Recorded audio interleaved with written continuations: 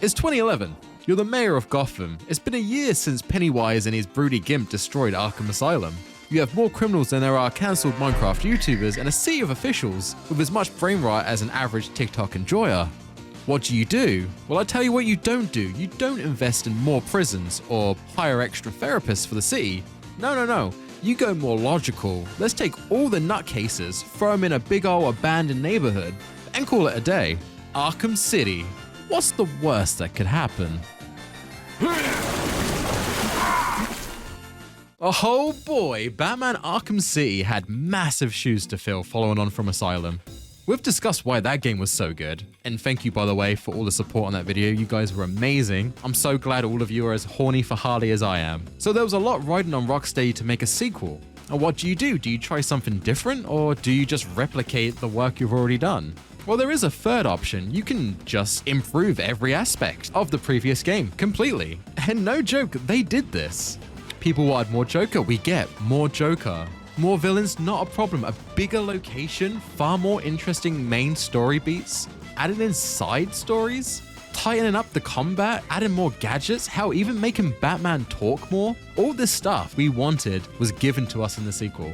Especially that last one, having Kevin Conroy and Hamill back, absolutely amazing. But why stop there? Extra Bat costumes, new playable characters like Robin and Catwoman. Dear Lord Rocksteady, you are spoiling us. Well, how about more playtime? Different areas to explore, secrets to be found, even more Riddler trophies. That one we're not too happy about actually. That was kind of a dick move. Even Bruce Wayne's parents make another appearance.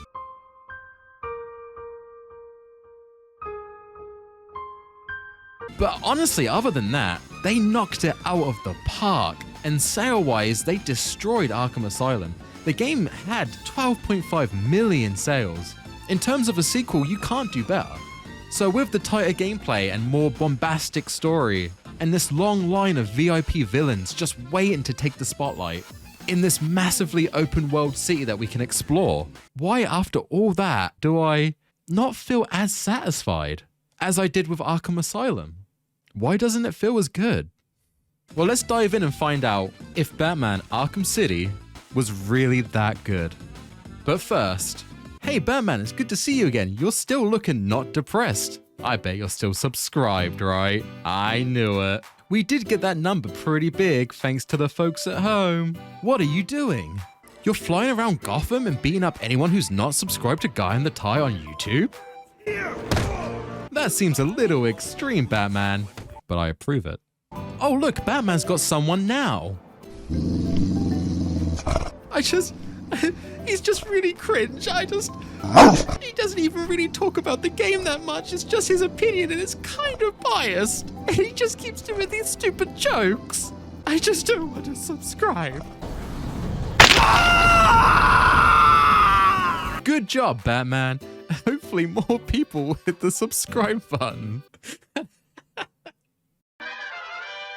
So it's been 18 months since Joker tried taking over Arkham Asylum. Quincy Sharp, the warden at the time, has taken full credit for stopping the Joker, and has used the situation to drastically improve his political career. He is now mayor of Gotham City.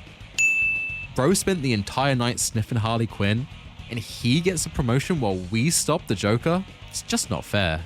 He decides using Blackgate and the Asylum just isn't enough to stop the criminals these days, so decides to buy out a large portion of the city slums and turn it into an open-air prison for all the inmates, and then leaves this ticking time bomb of a prison in the hands of Hugo Strange. Before we join up with our Caped Crusader, we actually start the game playing as Selina, aka Catwoman. Seems a bit out of nowhere, but her whole story is a little bit out of nowhere.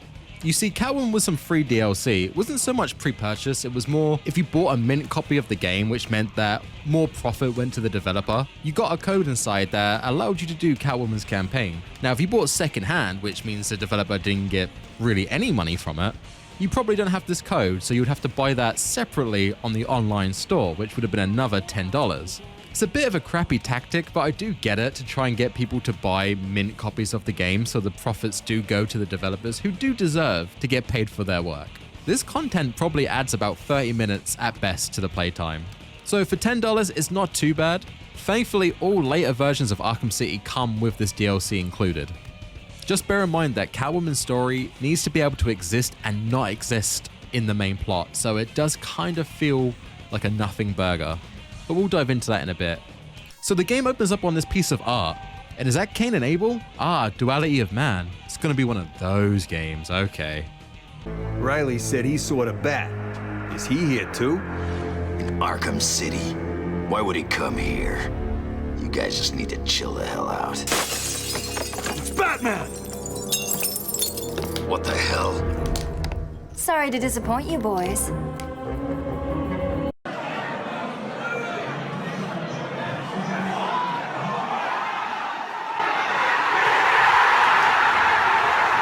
Selina is caught stealing from Two-Face. We have our first brawl and...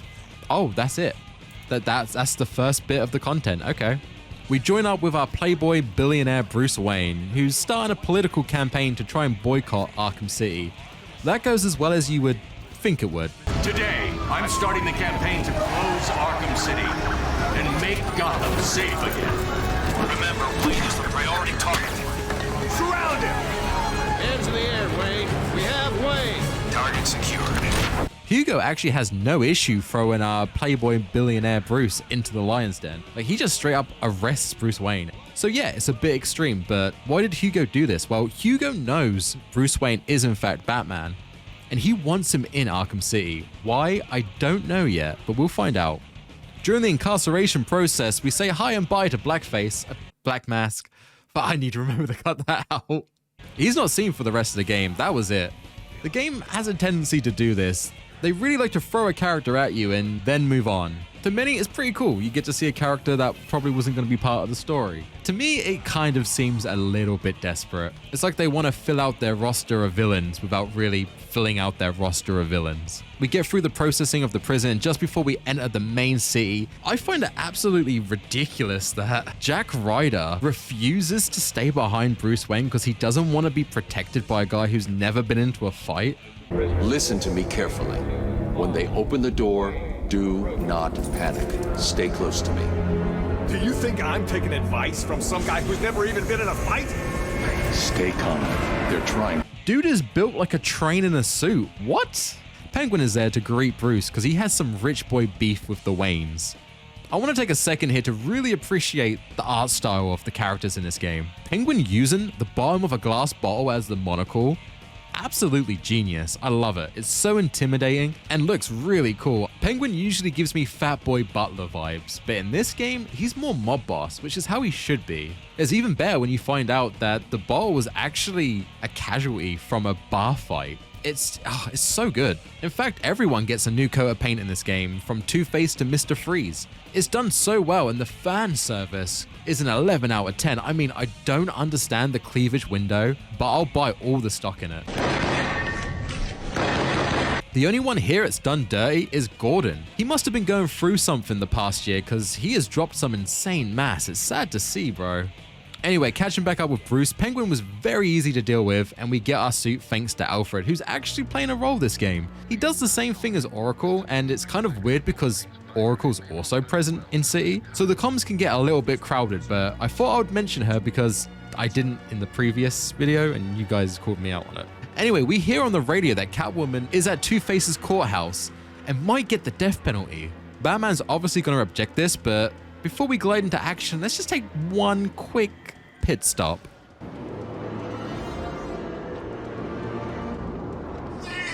4 hours later. We sneak into the court and have our first big brawl, and the combat is silky smooth. We finally have the new stun combo, and it is the most satisfying thing ever. Performing the stun leaves a thug open for a fury of punches. Now, this can get interrupted, but when you do a counter, you can go right back to the thug and continue the combo. It feels so smooth and satisfying to do. Unfortunately, it is a double-edged sword because it's so strong that it will quickly become your go-to for each and every fight.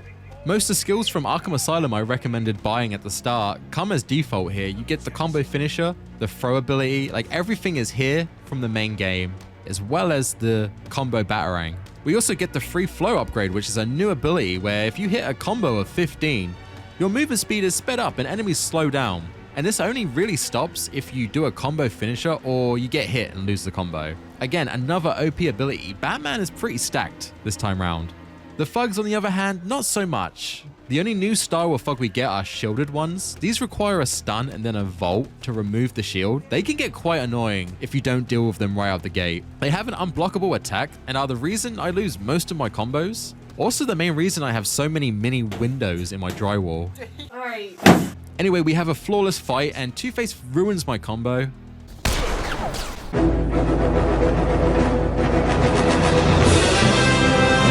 But let's be honest, it's worth it for this line. Heads or tails, kitty cat? Which one lets me out of here alive? Not this one. Time to die. I vote for a stay of execution.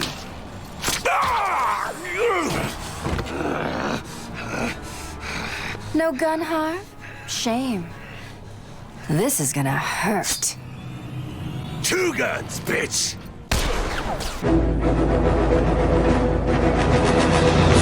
Man, we need to get that on a shirt. That is gold. We defeat Two-Face and Joker attempts to make us maidenless, but Bat saves Selina, and we do a little bit of detective work to find out where this bullet came from. The shot was taken from the old church across the street. We go and take a look, and it turns out Harley is here, and well, she's as much of a threat as she was in the previous game.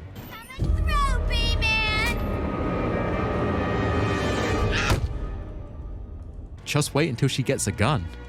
After completely dunking on Harley, she acts like nothing happened and shows off her new wardrobe. To get blood all over my nice new outfit. What do you think, Batbrain? Like it?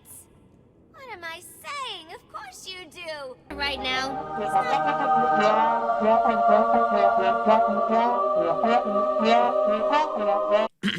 She pieces out and leaves us with a bunch of thugs at gunpoint. And this is where I want to give major props to the writing in this game. Dear Lord, there is so much filler script of these goons chatting absolute nonsense, and it is brilliant. There, this will all end okay. What do you mean, end okay? She left us alone with Batman. Keep it together, he's ours. What's he gonna do? Good point. I mean, it's not like he has a reputation for breaking free of traps and smashing people's faces. Oh no, that's right. That's exactly what he does. I said stay calm. I got a gun pointing at his damn head. What's he gonna do? Oh, I don't know. Throw a smoke bomb, break your face, and string me up from the ceiling? How's he gonna do that? He can't do that, can he? Disappeared. They don't know where I am. It's brilliant, and it's like this through the entire game. You can just be gliding to your next objective through the city, and then suddenly... I don't get it. Penguin should have been in touch by now. I'm telling you, Batman's got it. No way. Yeah, how the hell would Batman be able to get into the museum? That place is locked down tighter than my mother on prom night. What the hell does that mean? You don't want to know. Yeah, I do. Me too. We've got more important things to be dealing with, like, what are we gonna do if Batman's taking down the Penguin? Maybe we could go see your mother. Don't even go there. I think we touched a raw nerve there. What's the deal? Is your mommy the town bike? No. I bet she is. If you must know, on her prom night she got a little drunk. I told you. She got a little drunk and killed her classmates. Butchered them all with a potato peeler. What? So on prom night, we try to make sure she's tied down. You happy? I guess. Tear you apart, Penguin. Two-Face wants you dead. It does make you stop in your tracks, and God knows how many hours of recording in the studio was done for this. Anyway, we ninja out of that fight, and we have our first stealth section. These are pretty much the same as Asylum, but the bat vision, like I said, is a lot easier on the eyes, and we have a new super helpful double takedown. Leave us alone! I do wish they would add more to the stealth sections. They're not as mandatory like in Arkham Asylum, and to be honest, when they are, I tend to just work until there's 2 or 3 thugs left, and then just fight them, because there's so many ways to deal with guns now. They're just a non-issue. In Arkham Asylum, a thug with a firearm was very scary and almost certain death if you took him on head on. In City, that's not the case. They do less damage, and you can disarm and disable them with several gadgets and combos and moves. After dealing with that group, we head to the tower and we see that the assassination attempt on our feline waifu was done by the Joker. And then we get the most obvious surprise explosion. Like seriously, Batman saw this, right? This wasn't subtle. We easily evade that and decide, well, Protocol 10's a problem. Hugo keeps going on about this Protocol 10. We don't know what it is, but Joker probably does. So let's go have a chat with him. He's held up at the steel mill. All right, here's where I might get a little bit controversial. So when people talk about Arkham Asylum, a lot of the time they praise the side quests. They praise the side villains that don't really affect the main plot, but have their own individual stories. I get that. What I don't like is how it's handled. So right now we're told we need to go talk to Joker. Protocol 10's being counted down by the hour. It's closing in. This should be a rush. But before we head straight to the steel mill to meet the Joker, there's a random payphone making a sound. Let's go check it out. It's Zaz. He has a bunch of hostages and will start killing them if we don't make it to the next public phone in under a certain amount of time. Very Die Hard free. Okay, cool. Zaz has something a little more to do in this game rather than just get punched in the face twice. Unfortunately, this is all his side quest is. You do this 4 or 5 times to slowly track his location. You just end up jumping from one side to the city to the other each time. And the way it's handled seems very random. I don't know if you have to specifically do main plot beats to make him call up a phone, but I got 2 back-to-back before I even went to the steel mill, and the rest I didn't find until endgame. You play his little game and then find out where he's hiding, do a little stealth section to take him out. And again, it's just a punch to the face, he's done. You get some XP and you check him off the list. All right, that was a cool side quest. That was interesting. All right, now to get back to the main plot. Wait a minute, is that Bane? So Bane returns from Arkham Asylum. He's here to deal with the Titan that's made its way to City. So his side quest is go destroy the Titan containers around Arkham City. I need to find and destroy the rest of the Titan. All right, Eren Yeager, let's chill out. Well, I guess I can just go do that now, right? Well, no. You can do most of them, but there's 2 specific containers that have to be done in areas of the game that you can't get to yet. So you kind of just have to put that aside as well. And after you destroy all the containers and go back to Bane, he just betrays you. But turns out you were betraying him, and this is all shown in a cutscene. That's it. I needed it all for myself. Now, do me a favor and die! Ah! No! I knew I couldn't trust you, Bane, so I used you instead. What? All right, I mean, that was a little underwhelming, but cool. Bane got a little bit more screen time. No big boss fight, but all right. I guess now we'll go find Joker at the steel mill. Ah, not just yet. The Riddler's here, of course. So Jim Carrey's back, and he's got all of his trophies and his puzzles around the city just like before. But to up the ante, he has also taken some hostages that you need to find. But the only way to find these is to do the trophies and the puzzles. And the only way to find those is to fight his thugs, which you have to interrogate. So it's the same thing, but just with added steps from Arkham Asylum. All right, my plate's getting a little full, but I'm not really too interested in the Riddler stuff. It only leads to some concept art and some dialogue. We'll put that on the back burner as well. All right, now we can head to Joker at the steel mill and continue the main plot. Oh, look, it's Deadshot. Deadshot's randomly killing people in Arkham City, and obviously we're not okay with this. With his side content, we have to work out where the shot came from and then find some evidence that Deadshot had left. This eventually leads to us finding his actual location. And his boss fight lasts, no joke, 5 seconds. I could play this game all night, Batman. After I kill you, I'll kill Jack Ryder and Bruce Wayne. Then I can just collect my check.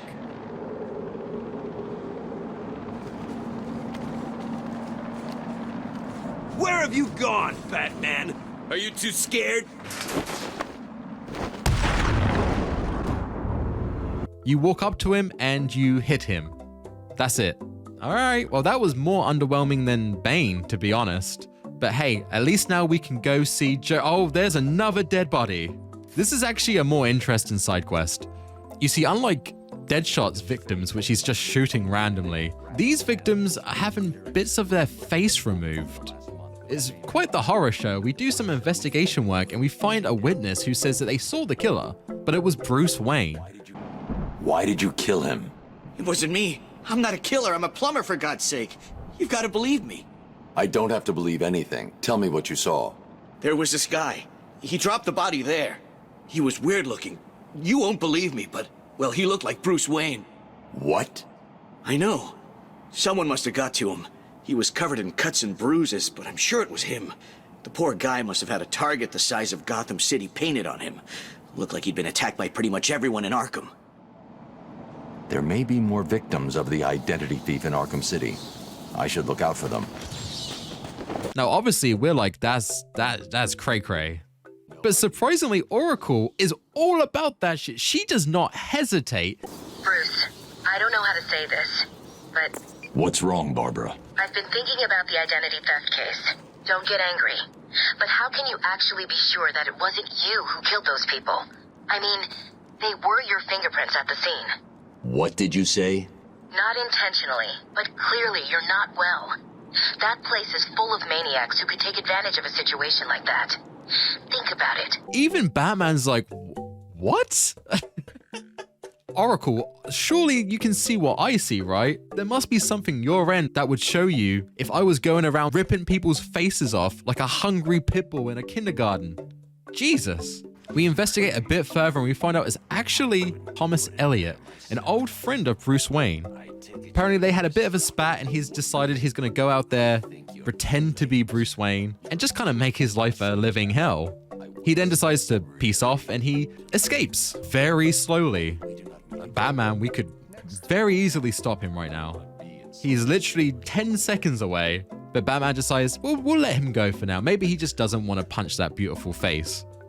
All right, cool. Thomas Elliot is dealt with. Let's go see Joker at the Steel. Oh, there's AR training. Let's do that. I need another reason to not do the main story. The AR training is actually pretty important. I recommend doing this straight away. It's a couple of challenges with the gliding mechanics just to make sure you're able to, traverse the city. And the reward is the boosted glider. This thing is absolutely a godsend for traveling around the city. It's satisfying to do. Okay, so that pretty much sums up the side missions we can do before going to see the Joker, but as there's only like 2 left that open up after a few more story beats, I'm just going to discuss them now, just to get them out of the way. There's actually another side quest we haven't really discussed yet, and it's this red-hooded fellow. He pops up randomly throughout the game and makes these weird sigils which lead you back to the main church in Arkham City. Now this doesn't really do anything, he just kind of spouts some cheery nonsense. Why are you watching me? We have been given many names, but you will come to know me as Azrael, loyal servant to the Order of Saint Dumas.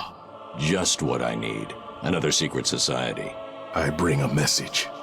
Dark days are coming, Batman. The prophecy is coming true. You are the warrior who will close the gates of hell. You are the one who will save this day. And in doing so, events will occur that you cannot stop. From the ashes of Arkham, the fires will rage and Gotham will burn. And you will burn too. I don't believe in fairy tales. Believe what you will. The message has been delivered. We will meet again.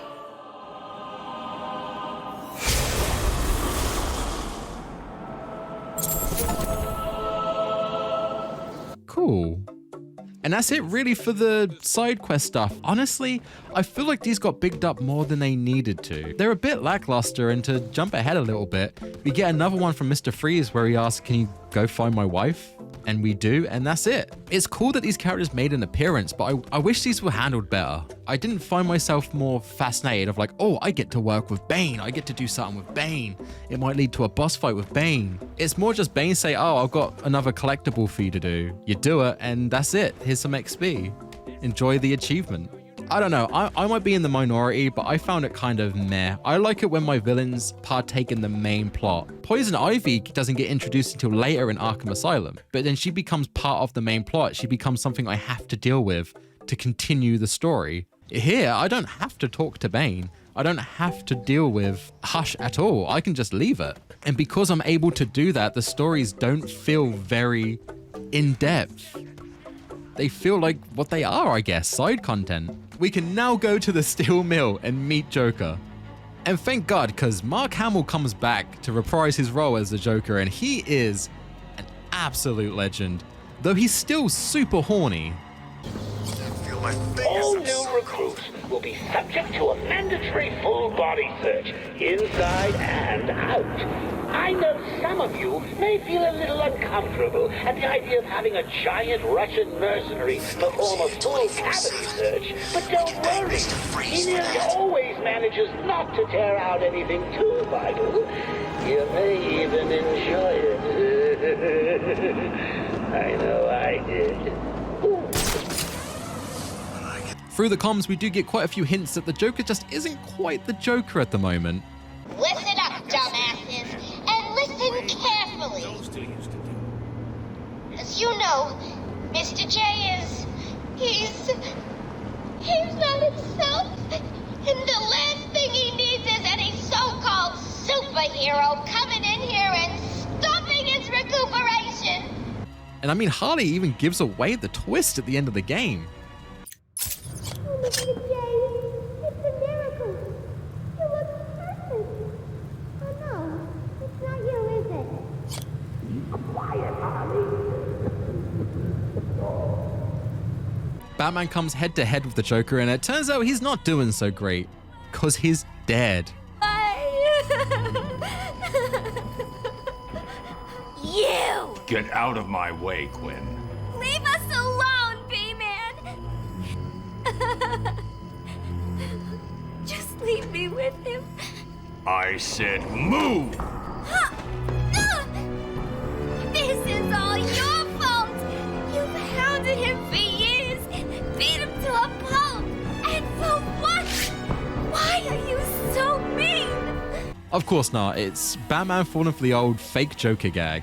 You see, the Joker managed to recover from the Titan he took at Arkham Asylum, but it caused him to develop a sort of disease that's slowly killing him. What's that, you ask? What about the officers and thugs that also took it? Who cares? What about Batman? He took it. Who cares?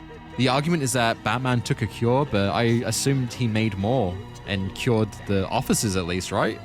I'm surprised they didn't use it on Joker. I don't know, it's awfully convenient that Joker's the only person suffering right now. Anyway, the Joker decides to give Batman a little taste of his blood. There's a teeny little bit of me in you too, Bats. Hey, yo, what the fuck? Joker does this just so Batman will help him find a cure. Joker sends us on our way, and I don't know what was in his blood, but it has messed me up. Jesus. Like I mentioned earlier, there are DLC costumes you can wear, and unlike Arkham Asylum, it's more than just 2. I decide I'm gonna don the Beyond Batman suit for the rest of the game. It's honestly the best one, let's not deny. It looks intimidating, it's kind of got that anime aesthetic, which I really like. And I mean, let's be honest, the cape was kind of distracting us from what we really want to see. What was I talking about again? So apparently our best shot is to go find Mr. Freeze, because he can probably make us a cure. Unfortunately, the Penguin has him under lock and key, so I guess the next stop will have to be the Iceberg Lounge. And man, I've gotta say, I love the Penguin in this game. He doesn't hesitate in the slightest, killing a cop in front of Batman. Dude, this Danny DeVito mother is scary. Oh, and he has a pet shark, because of course he does. We saved the remaining cops that Penguin hasn't iced yet, and we also set free Mr. Freeze, who was held hostage. And then almost immediately kill him off. Jesus, Batman, he needs this stuff to live. Very risky. Thanks to Mr. Freeze, we get the ability to disable firearms, and now firearm thugs are a fucking joke. When we head to Penguin for our big boss fight, and this section reminds me of the Dingo Dial fight from Crash Bandicoot. Am I mental for thinking that? My brain is really dumb. Anyway, we knock him out.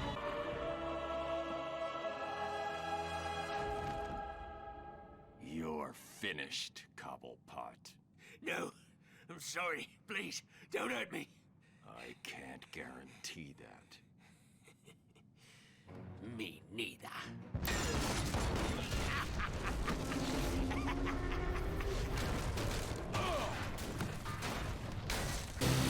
Oh, don't look so sad. I've got a little surprise for you down there. But then get blindsided by a Solomon Grundy boss fight. This one I actually completely forgot about. The boss fight is kind of difficult. You have to dodge his attacks while destroying these electric pylons. After thinking that I defeated Solomon Grundy, I had a little celebration, disrespected Penguin a little bit.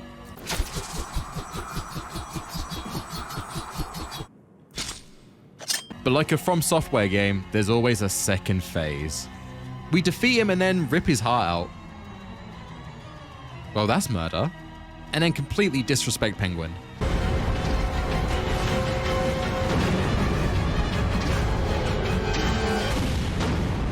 This place is mine. Piss off out of here.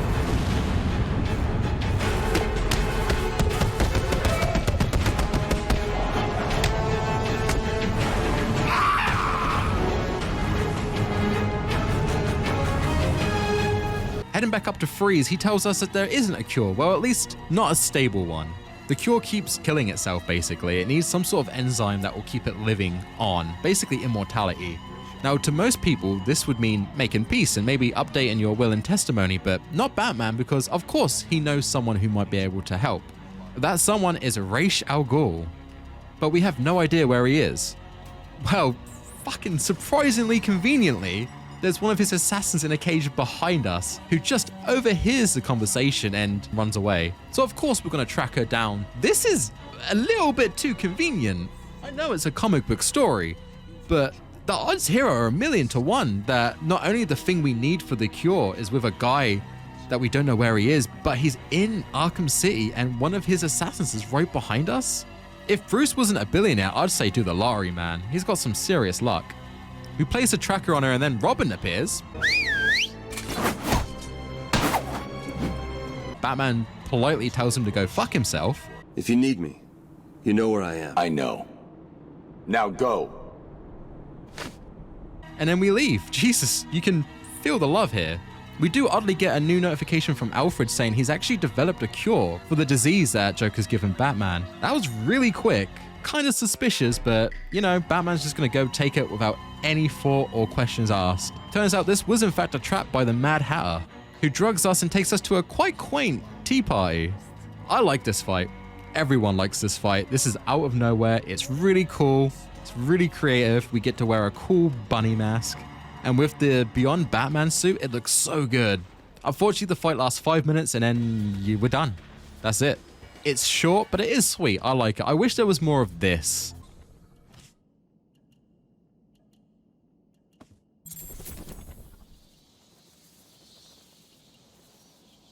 Vicky Vale also pops up and blows up. It looks like Batman himself is exiting the building. Is he really?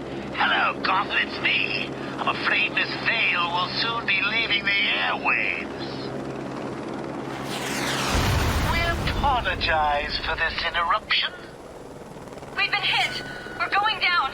Mayday! Mayday!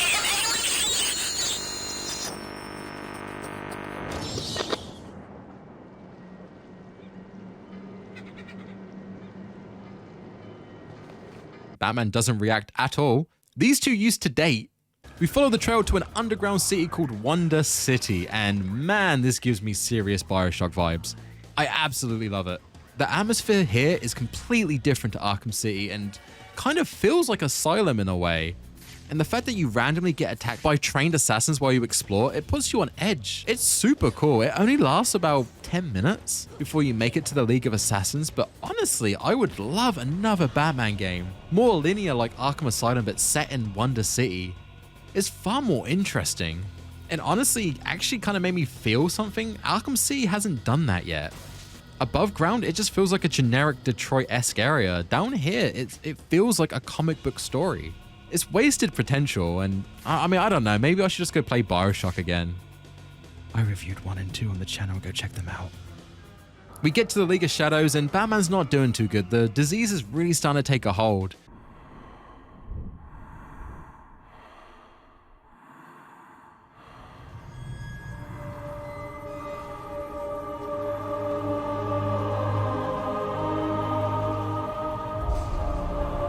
Hey, Vsauce, Michael here. We meet Talia, and I don't know if it's just the terminal disease slowly killing my insides, or is it getting warm in here? God damn. Batman gets to experience what it's like for me to go on a blind date.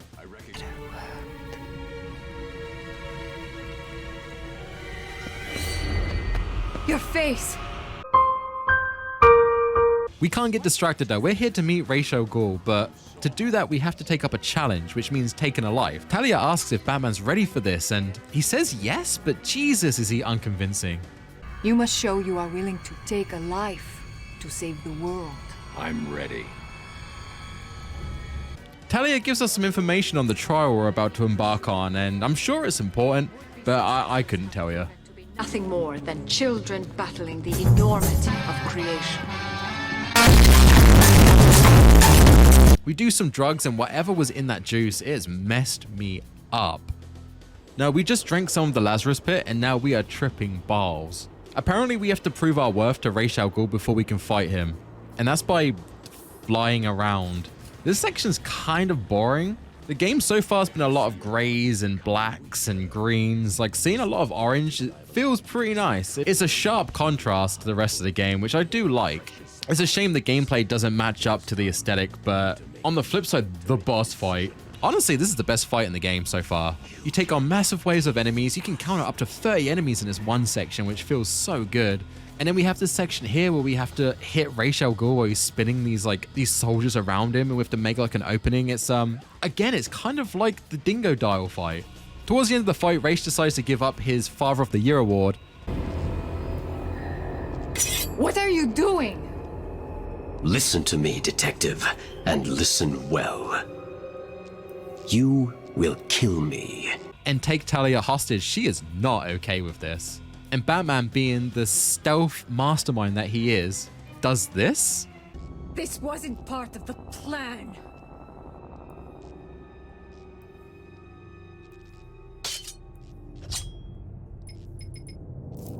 Batman, you know I can see you, right?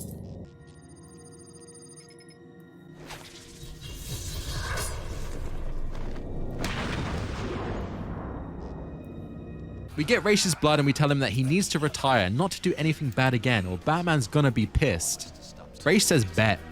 We take the blood to Freeze so he can make the cure, and of course he betrays us. But we do get a fantastic boss fight. They really up the ante on these fights from Asylum.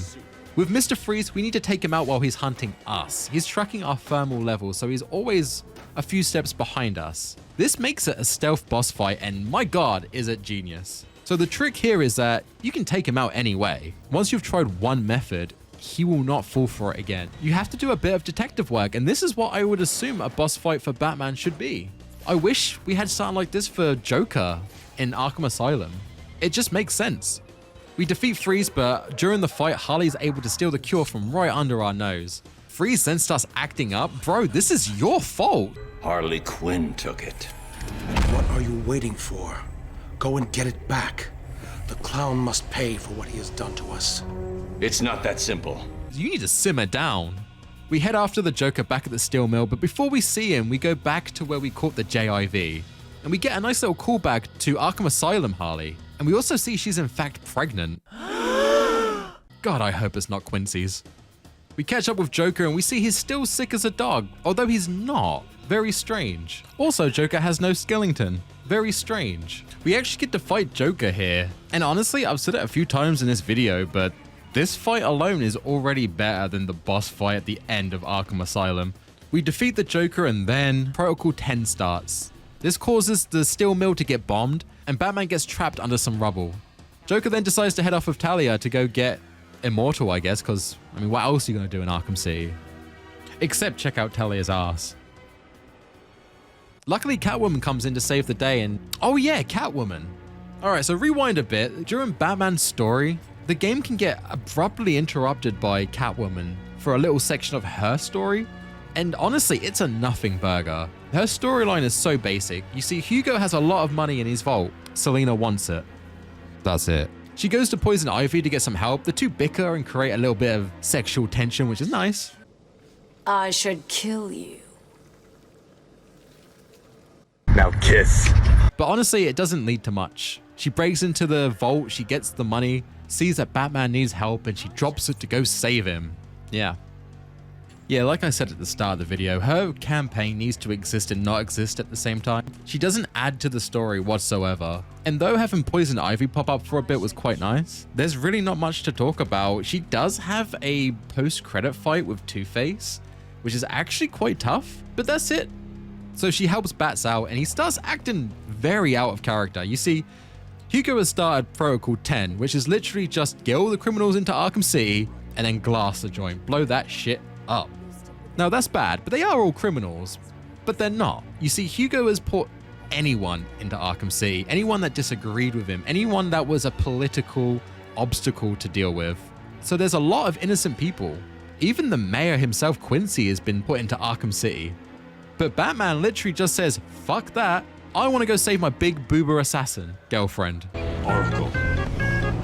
Strange is launching missile strikes on Arkham City from Wonder Tower. You shut this place down. Joker's taken Talia. I'm going after them. You can't. Hundreds will be killed. I need your help to stop the attack. He'll kill Talia. You need to think this through. Batman can't let all these people die. My tracker's not activated. Reroute all Wayne Tech satellites to boost the signal. I can't do that. I realize it is difficult, Sam. But you need to decide if one life is worth sacrificing to save 1,000. Don't do this, Alfred. Batman must save Gotham. I'm sorry, but deep down, you know I'm right. Okay. Oracle and Alfred have to literally force him to go to Hugo Tower to deal with the Protocol 10. Batman is more than happy to allow freaking genocide just so he can get some League of Shadows tail. It comes out of nowhere. It's kind of weird, I'm not gonna lie. The only thing I think could justify this is that when Batman's dealing with the League of Shadows, he drinks some of the Lazarus Pit, and we know that the Lazarus Pit has made Ra's al Ghul go a little bit insane. Batman even says that him using the pit too many times has caused him to lose his mind. Maybe drinking just a small amount has made Batman become a little bit more heartless, a little bit more like Ra's, because it's so closely after those events, it's still taken effect. I don't know, I'm pulling that out of my ass, but I generally don't see why Batman's a-okay with a whole city getting glassed. Anyway, we climb Hugo's tower. Hugo gives us a monologue about how it's Batman's fault these supervillains exist. Him donning the cape makes the villains try to exceed him, which is why people like the Joker exists. It is interesting, but his idea is that if we take Batman off the board, Gotham will stop devouring itself with all these supervillains. I don't think that's the case, but it's an interesting topic. We defeat Hugo and then suddenly Ra's al Ghul, shish kebab strange. Look at what you've done. It's glorious, isn't it?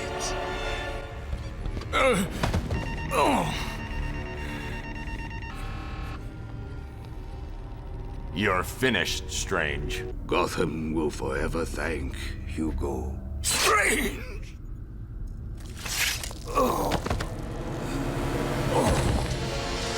Your part in this is over, Professor Strange. Why? I did everything you wanted. Indeed. You clearly demonstrated that Batman is better than you. Let him die, Detective. He was your puppet, Ra's. Why? You said I could replace you. This was our vision. And you failed to see it through. Oh my god, this plot twist is so bad. It's so unwarranted. So it turns out Hugo's been working with the League of Assassins this whole time, and he basically wants to take the reins from Ra's as the new leader. But unfortunately, Ra's has decided that he's no longer useful or is not as good as Batman or whatever, and just kills him off. Ra's did not need to be the main villain of this game. Why couldn't it just be Hugo? Why couldn't Hugo just want to do this? I like the idea of Hugo Strange killing off all the criminals as a way to say, I'm better than you, Batman. I actually defeated crime. But instead, it's just another plot point with the whole taking over the League of Shadows for Ra's. And this we're going to deal with right now. So Hugo is pissed off about being betrayed and sets off a bomb. Computer, activate Protocol 11. What are you doing? Passcode Wayne. That's very cute, Hugo. We dive out the window and we try to save Ra's, but for some reason he decides to try and kill Batman.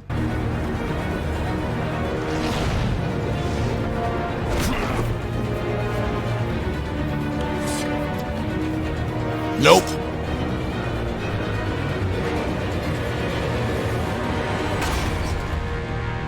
And Ra's gets double impaled. Cool, that's rare. Now I hate this whole section. One, because Protocol 10 was actually kind of interesting, but it's kind of ruined by Batman being a-okay with it just to go save his girlfriend. And then all of a sudden, caring about Hugo Strange. He's like, oh no, Ra's, you're killing him. He's gonna die. Ra's, what are you doing? You're killing so many people. I was like, you were such a hypocrite, Batman. You were literally A-okay with Protocol 10 playing out not 5 minutes ago. Anyway, Protocol 10 is stopped. 2 major players are taken off the board. I guess the day's saved, right? Oh shit, yeah. The Joker. We head to the theater where Joker's held Talia as hostage. We head in and Talia just kills the Joker and is like, wow, see, wasn't that hard. Easy, GG. Batman actually seems pretty concerned about this.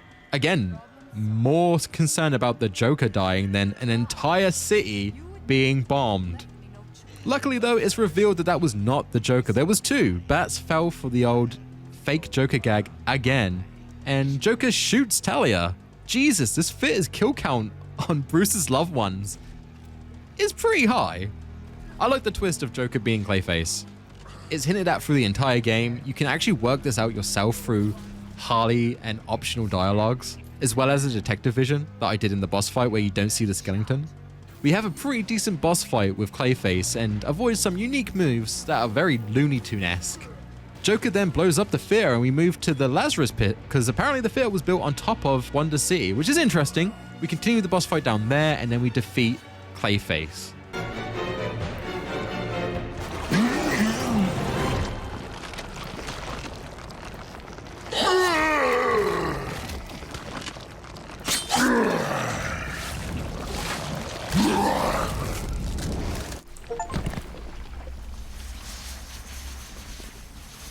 Joker goes on about, yes, you have defeated my plans, but you're gonna save me anyway. You've got the cure, you're gonna give it to me. It doesn't matter, which is true. We know Batman's gonna save Joker because that's what he does. And it's kind of interesting that the Joker knows this and it's like, I've had my fun, but you're still gonna give me what I want.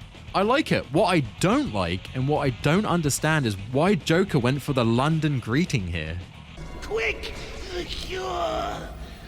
What are you waiting for? Come on. I killed your girlfriend, poisoned Gotham and hell. It's not even breakfast. But so what? We all know you'll save me. Every decision you've ever made ends with death and misery. People die. I stop you. You'll just break out and do it again. Think of it as a running gag. No!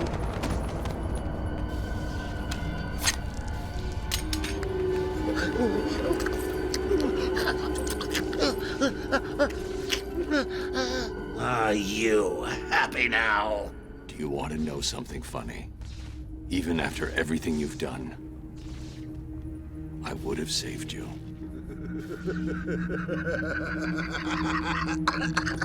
You know, that actually is pretty funny.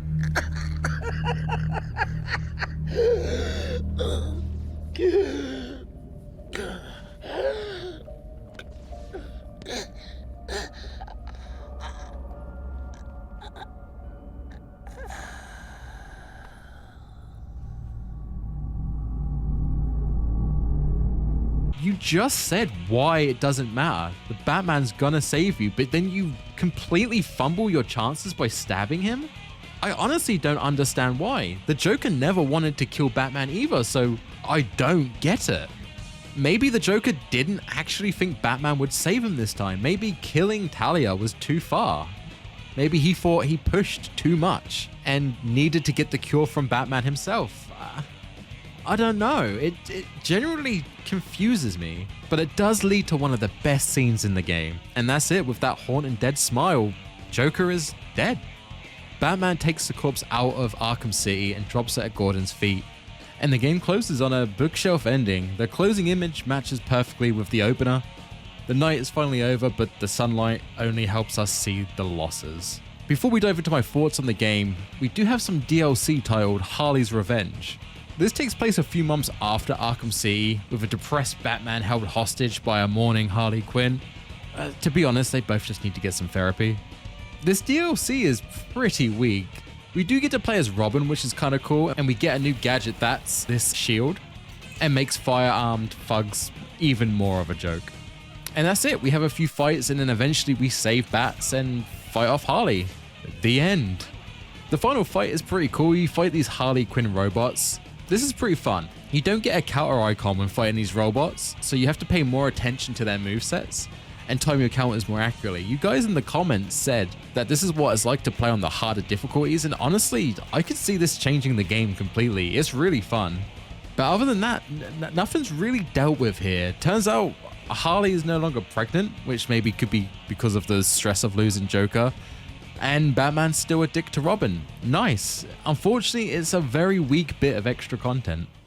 And with the DLC complete, that's Arkham City. My god, what a legendary title. Gameplay wise, it is finally tuned to almost perfection. A meatier story with unfortunately a bad twist, but followed up by a great one. A much bigger cast, an insane amount of filler script, especially for the thugs. There was so much passion injected into this game and it's so good. And it's the reason why it's one of the greatest superhero games of all time. But I've tried recording this part a few times and I'm really struggling to get my thoughts in order, so I'm going to go off script a little bit and just chat with you guys. Hopefully it makes sense. Something feels off with Arkham City compared to Asylum, and it's a phrase I've thrown around a couple of times. It's a stupid phrase. It literally, it's so hard to describe what it means, but it's comic book feel. City loses its comic book feel and Asylum had it in spades. Asylum was gritty, it was claustrophobic, it was just Batman surrounded by his greatest foes, confined. The new Arkham game tries to replicate this in a city, but it being so open world, it doesn't translate like it did for a more linear Metroidvania type game. And I feel it so hard when I play Arkham City that I can't ignore it. Arkham City does everything it should do and more if looked at entirely on its own. If you do it that way, the game is a masterclass title. But when you look and compare it side by side with its prequel, the cracks begin to show, and they show what was lost in transition to a big open world game. It makes it fall slightly below, in my opinion. Now, I love making these videos and critiquing these games I played back in the day, because we're human. As we get older, our tastes and opinions change. When I was younger, if someone asked me what was the best Batman game, I would have said Arkham City without a doubt. Back then, Arkham Asylum felt more like a trial to see how a Batman game could be played and if it would be good or successful. But now, after replaying it, I had a better time with Arkham Asylum. I still feel like I haven't worded this as well as I could have, but I have struggled to get this down in a recording. And to be honest, this is the one I think I'm going to go with. So hopefully it helps, and hopefully some of you guys agree, or maybe you've had the same feelings and you couldn't quite figure them out. Hopefully I've helped in that regards, because it's an amazing game, and like I said, on its own, absolutely top tier. But compared to Arkham Asylum, I like one more than the other, and it's not the one I thought it was. But in the spirit of that, next up is Arkham Origins, and this is one that I did not like at launch. I never even finished this game. I got so either burnt out or bored that I just dropped it. And I've made a few jokes in the comments section saying how it doesn't exist, and you guys are actually saying it's one of your favorites. So I'm really looking forward to playing that game again and to see if my opinion has changed and maybe my taste buds have gotten more refined so I can enjoy such a title. But that will be the next Batman game. Thank you so much for making it this far in the video. If you are here, please do me a big favor. In the comments section, I want you to tell me which order you rate Batman Arkham City and Batman Arkham Asylum, like on screen. Tell me which one you think is better than the other. So not only so I can see who of you out there are the true legends and just committed to me for probably over an hour of commentary, but I want to see if I'm massively in the minority or majority on this one. Also, if you're curious, I have opened up a Patreon. If you'd like to support the channel, please head over there. Anyone who signs up as a Patreon on there, I'm going to give a massive shout out in the next project and probably every project going forward. So yeah, check that out if you feel like it. No pressure. And yeah, have a fantastic night, guys. And I'll see you in the next one. Peace. Two guns, bitch!